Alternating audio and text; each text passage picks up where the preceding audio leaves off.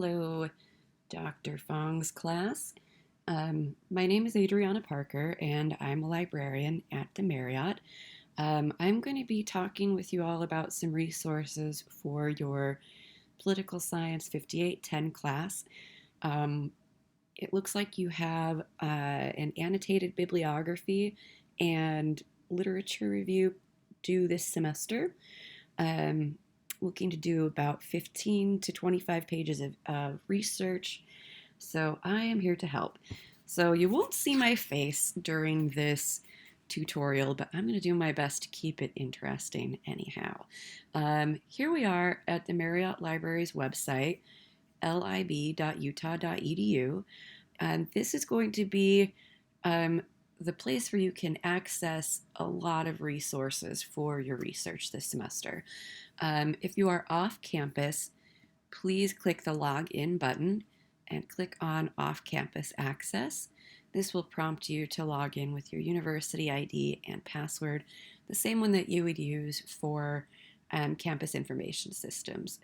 So I'm going to kind of give you the layout of the library's website and highlight a couple of potentially useful resources. Maybe even three. Ooh. Anyway, so you'll notice at the top of the page here, I like to also keep a tab of Google Scholar open. That's kind of how I like to do my research, where I've got Marriott Library resources here and another tab over here. So I like to start at a place where we are probably familiar, Google Scholar. So I'm going to do a search that Dr. Fong suggested as a potential topic. And we are looking at topics like policing and the use of lethal force, voter rights, voter suppression, that sort of thing. So I will take one of those topics, and you'll notice that I'm putting the term voter suppression in quotes. The reason that I'm doing that is because I want to search for that exact phrase. Google Scholar is going to suggest some potential search topics that are related to voter suppression. I'm going to go with this, voter suppression and race, and let's do, United States here. In Google Scholar, it's not necessary to do these quotation marks, but sometimes it can be really helpful for saving some time, especially if you're using other databases. So it's just a good habit to get into, putting quotation marks around phrases that you want to search for those words in that specific order. So I'm going to grab this exact same search here and take it over to the Marriott Library. And we'll compare contrast our resources. So I can search from this box right here. The default, if I click return though, is to search the entire library's website. So instead, we'll select use search catalog, and this will search all of our physical holdings and a portion of our electronic holdings. So we've got 279 results, a little fewer than the 7,000 that we got here in Google Scholar. Not necessarily a bad thing though. You want to get a number of results that you're actually willing to look at.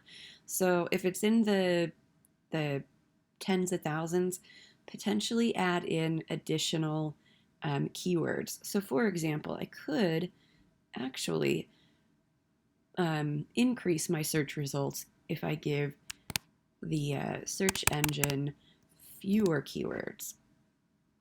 So we went from 229 to 407. I'm going to keep this one the same, actually. So if I look through my results here, I'll notice that there are little icons in the left-hand column. It will also tell me specifically the type of sources that I'm looking at.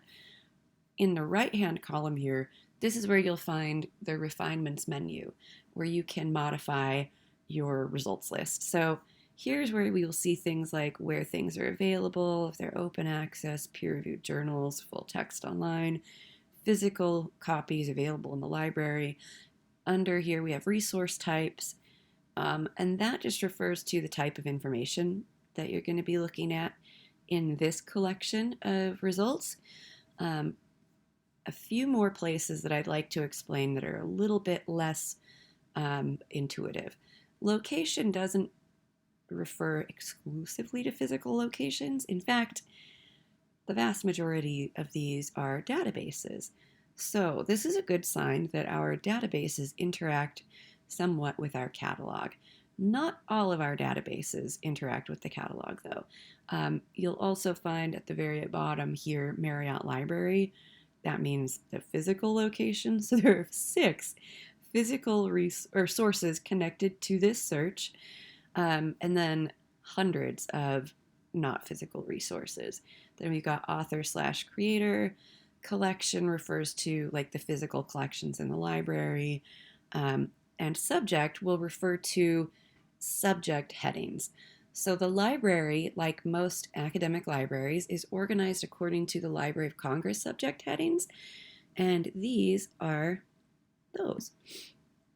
So we can actually kind of broaden our search results this way, or focus them, depending on what type of results we're looking for. So a little lower down, here are classifications for the Library of Congress subject headings. And yeah, so one thing, I do want to point out that's really important is that these results are organized according to relevance to our keywords that we entered into the search box. If I want to reorganize those by date, I can do that. Or I can even set a date range. So if I want to look at stuff that's within the past 10 years, we can refine it and get a little fewer results. Anyway, a lot of these you're going to see here are books, but like I mentioned, there is some overlap with our databases. Unfortunately, the overlap is pretty smallish. We have somewhere around 400 or so databases, and those are housed here. You can access them on just through the front page of the library's website under databases. And this is the portal to all 400 plus databases. You can select them by title, by subject, and that refers to like field of study, or by type, and that's just like the format of the information that you would find. So I would actually recommend going directly to the databases unless you're searching for something specific. I think for the purposes of exploration, the databases are very productive and efficient. So I'm going to scroll down until I get to political science. There we go. And all of these databases will in some way address political science. So some of these are going to be newspaper databases like Access World News. Some of them are going to be more scholarly databases like Worldwide Political Science Abstracts, American History and Life. There's a whole bunch. If you check this out a little, the search bar is really big. So there's quite a lot of databases, but fortunately all of these database title, dates of coverage, who has access, if there's any limitations to the maximum number of simultaneous users, and then under each title you'll get a little description of what's contained within that database. So this is, I think, probably all of the introduction you need before we jump into some databases. I'm going to look at the one at the very top of the list here, Worldwide Political Science Abstracts, because it's a big, broad one. Pardon my logging in. It takes just a second. Here we go. Yay, we're getting in. All right. Here we are at the portal to Worldwide Political Science Abstracts. Lots of portals. It's like way more interdimensional than I bet you all expected. I'm going to do the same search that I did previously and see what happens here. So the dates of coverage are from 1975 to the present. So we're going to find some different information here. Broad overview wise, we have 232 results sorted by relevance. We can limit to peer reviewed stuff, but unless that's required, I wouldn't even bother because this is as scholarly and or a collection of popular and scholarly sources. You're very likely to find the kind of information that you need here. So here's a big breakdown, lots of dissertations, theses, scholarly journals, and then magazines. And magazines, as we know, are popular. So again, just like in the library catalog, you'll get at a glance icons that make it easier to scroll through and see what your results are like. We've got the publication date range here, 2004 to 2023. And some of these you'll notice are just citations, where others are abstracts, or full text, I mean. My goodness, you can tell I've had just one cup of coffee today. Thank you for bearing with me. Anyhow, so here's what we do if we want to access, let's pretend this is the ideal article for my research paper and annotated bibliography. So I would look at the abstract, review it. I can check out the full text here. And from this screen, we can download the whole PDF. We can cite it or email it to ourselves, which is really nice. This little box here contains some related articles according to the database, just based on the way that they tag information here. So if this one is useful, these might also be. It's kind of like the feature in Amazon where other customers liked ... So that is just one article. For the citation thing, this is pretty handy. Several databases, like vast majority of them, offer this feature. But this is one that gives you a ton of different citation styles. It's amazing. We can do APA, MLA, Chicago, Turabian, and a bunch of others. I'll do this. And then I could just copy this and paste it directly into my annotated bibliography. Or if I want to email it to myself, I can do that also. This will include the citations at the end if you would like. And yeah, pretty straightforward, I think. Now, a little less straightforward is what to do if you're in this list and you're like, this is the perfect article. And I look at the abstract to get confirmation. Yes, I definitely want to pursue it. However, under the full text options, we have find it or view it. A little different from before where we could just click on a PDF. We don't have that option up here either to download it. So either from this screen or even from the main list here, we can actually just click this find it button.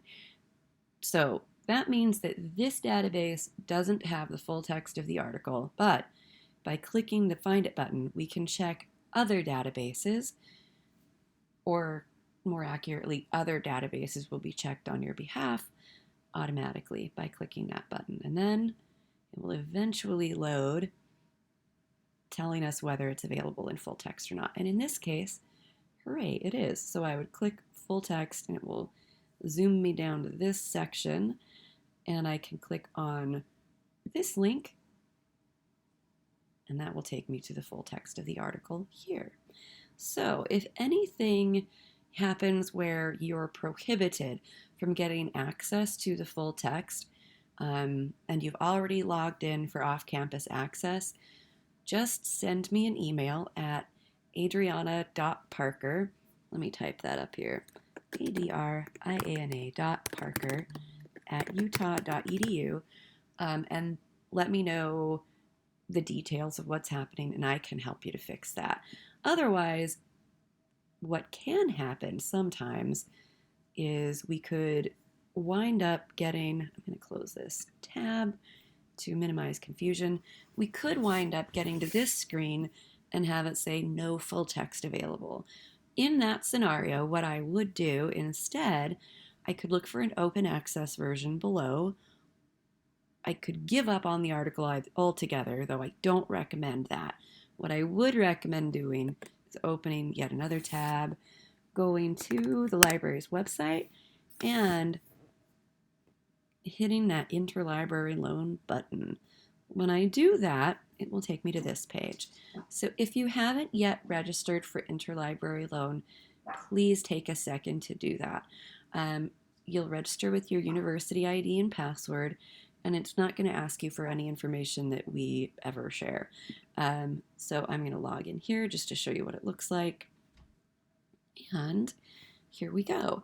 This is what my interlibrary loan looks like. I've got some electronically received articles. I don't have any checked out items or pending requests. But if I wanted to make a new request, I could do that here. Here are the many different formats of requests I can make.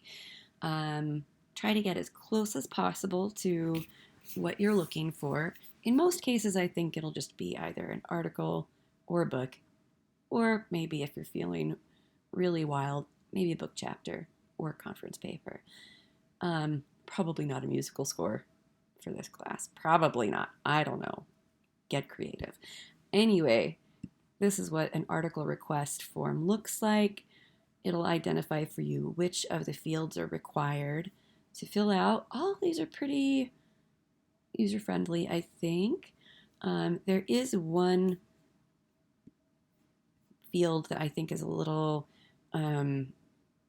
strangely worded. Where is it?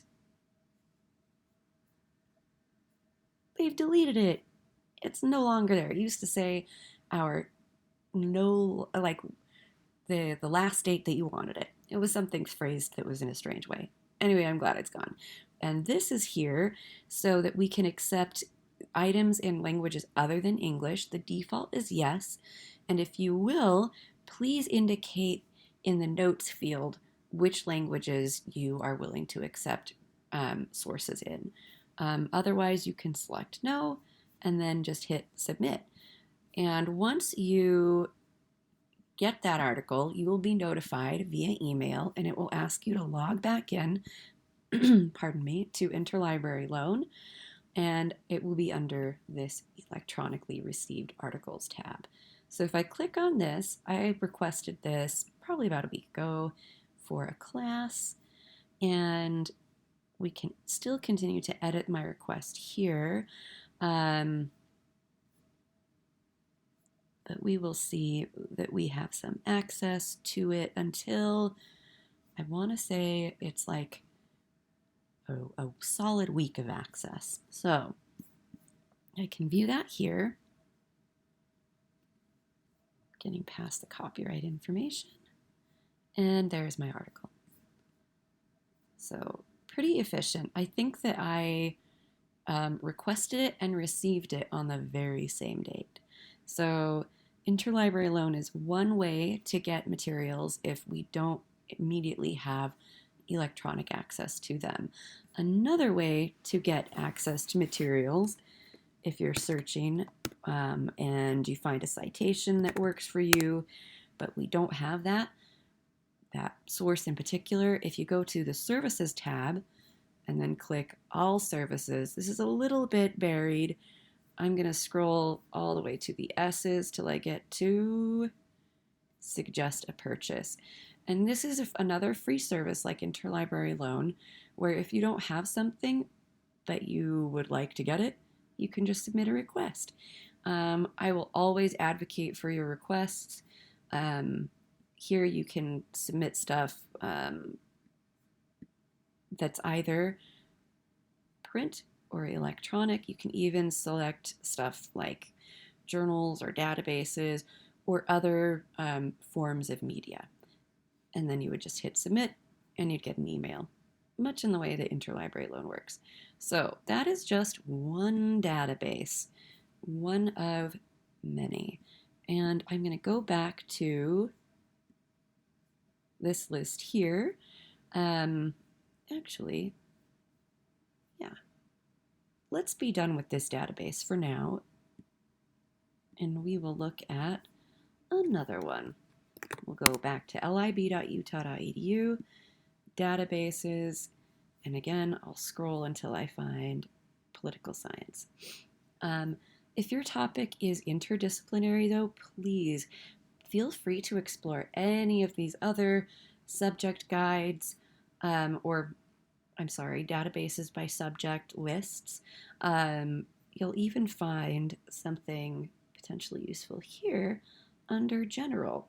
Academic Search Ultimate is going to be at the very top of the list. This is probably our most frequently used database. It's multidisciplinary, and the dates of coverage are broader than the previous one we looked at. So this one covers 1965 to the present. So I can type in my search here, or if I wanted to let's do a different search actually.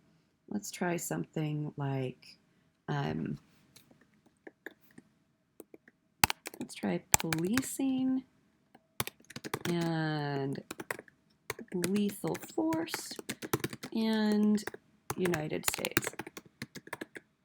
Okay, so you've noticed my quotation marks around stuff that I'm looking for exact phrases, meaning I don't want lethal in the first paragraph of an article and then force 20 pages in, or united in the title, but states nowhere until the end of the article, or maybe the third word, but then that's it. Anyway, those exact phrases in that order, 2 or more words. I don't have to do it with individual words unless I'm being sarcastic to my friends. Then feel free to use those quotation marks. I'm kidding, y'all. Anyway, gosh, pardon my terrible sense of humor around search strategies. It's awful. Anyway, you will notice also that instead of policing or police, I put an asterisk here. This cues to whatever search engine I'm using that I'm looking for multiple word endings, or I can even look for different word forms using an asterisk in the beginning or middle of the word. Like, say I'm looking for woman or women, then I could do that. Anyhow, this will hopefully, fingers crossed, give us some very focused results.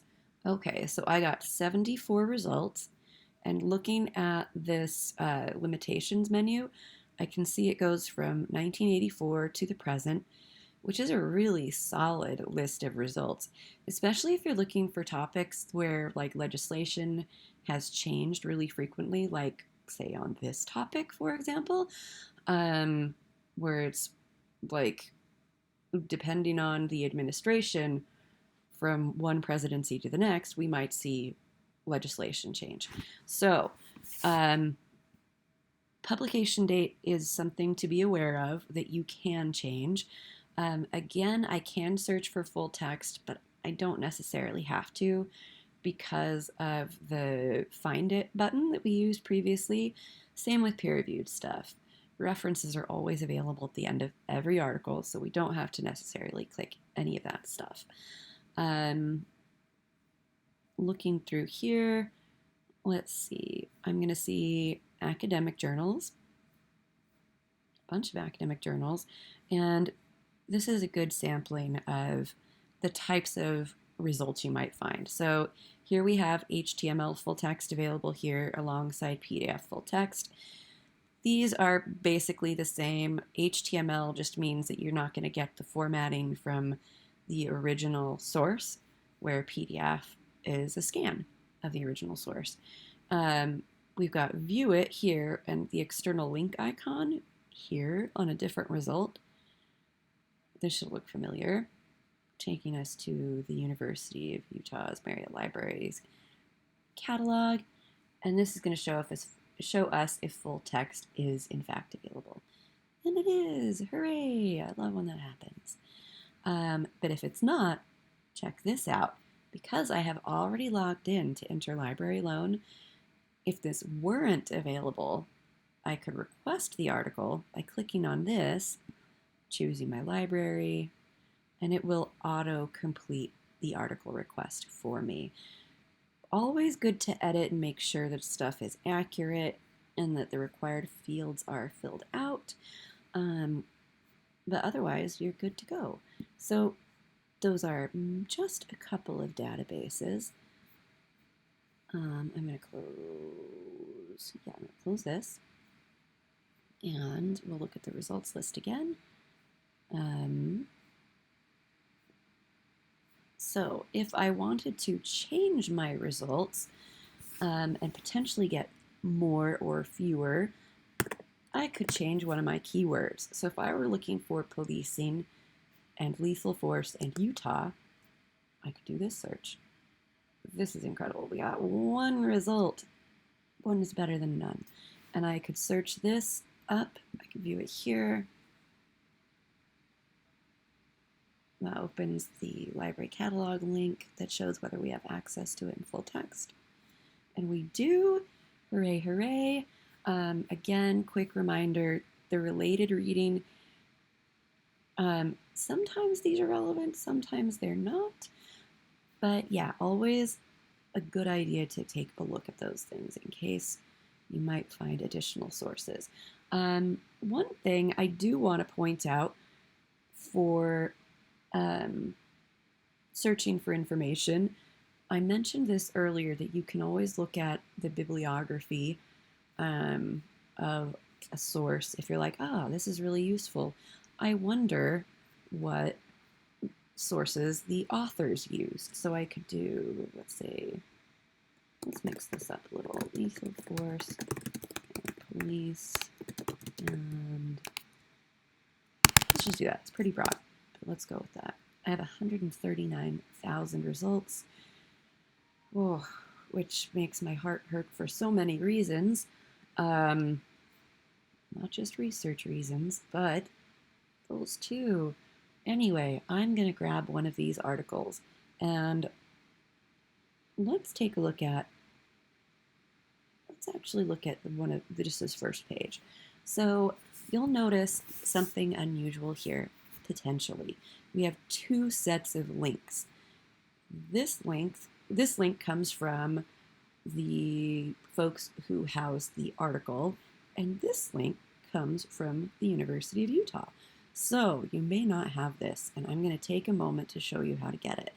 If you click these three lines just to the left of where it says Google Scholar, you'll be able to click on your settings. From there, I can go to library links, and I'm going to type in University of Utah. Click that little magnifying glass. I'll get all of the universities in Utah here. University of Utah is us. And then I'm going to save it. So these links actually come from our library's catalog, meaning if one of these articles doesn't take you directly to the full text, if you get prompted to buy something, first of all, never buy a thing. Let me help you instead. Never spend money when you're doing research. Let the library do that. But if it doesn't take you to the full text, then the links in the right-hand column will. So that's really good news. The other thing that's cool about Google Scholar, and one of the reasons I really love to use it, you'll see here. So like I mentioned, if we're curious about the sources that an author has used to get at their information, we can look at their bibliographies. We can also use these bibliographies, not plagiarizing them, but maybe borrowing from them little by little, like if you are having any difficulty finding relevant sources. So we'll know that these are relevant because the author used them to create this information, which is, we're going to say, relevant for this example. The other thing that's useful is we can see via Google Scholar who cited this article. So not which articles were cited in it, but who cited them. And these articles are all linked. So that's pretty handy. Um, Now that gets us through the problem of finding sources of information. Now, if you're interested in writing an annotated bibliography, this will help you to create it. So take a moment and copy down this link, campusguides.lib.utah.edu/bib annotations, all one word. This guide was created by my colleague, Donna. Hi, Donna. Um, I'm so silly today. I apologize. Um, anyway, this guide was created by my colleague, and it's a really beautiful overview of how to create an annotated bibliography. There are a few different styles that she's given examples of, the elements, and the definitions for pretty important terms like what is an annotated bib.